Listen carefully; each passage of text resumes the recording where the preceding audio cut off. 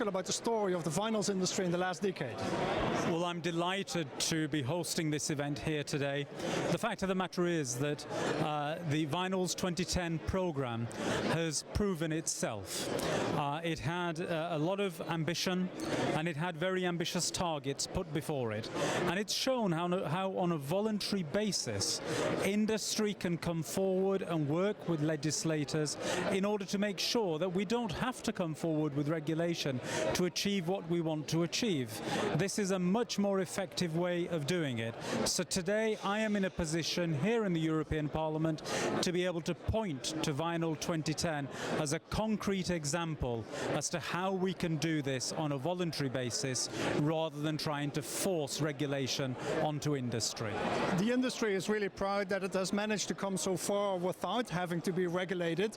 What specifically is the success factor in this story about self-regulation? It's a commitment and recognition by the Vinyl 2010 program and the industry attached with that to making sure that they behave in a responsible manner and have been working with policy holders. This really is a perfect example for other industries to follow.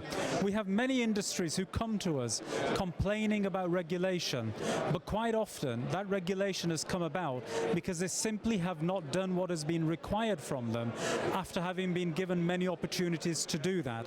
Here we have an example of how it can work. So concretely, why can it work? Is it commitment only, or is there more to it? It's commitment and a vision to see how the industry itself benefits from making sure that it is working in this way and working with policyholders. It's great for us because it means less regulation, and that's one of our aims. It's great for the industry, but it's also great in terms of innovation and the development of new ways of dealing with waste product. That's a whole new industry and is leading to a whole new creation of jobs for European citizens and a whole new growth and generation of economic activity. It's fantastic, well done.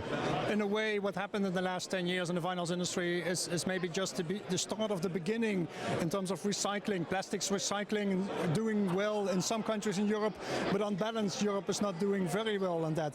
What potential do you see for further improvement, and what role do you see though for the European Union? Well, the last 10 years and where we are today, Vinyl 2010 has established itself as a credible market player with initiatives, not only of how to deal with its own waste products, but forward-looking as well, being innovative, and that's where we need to make sure that we give it our support. Certainly at a European parliamentary level, I want to make sure that my colleagues are giving full support, not just to Vinyl 2010, but to all programs in industry working on a voluntary basis in this way. Okay, thanks very much.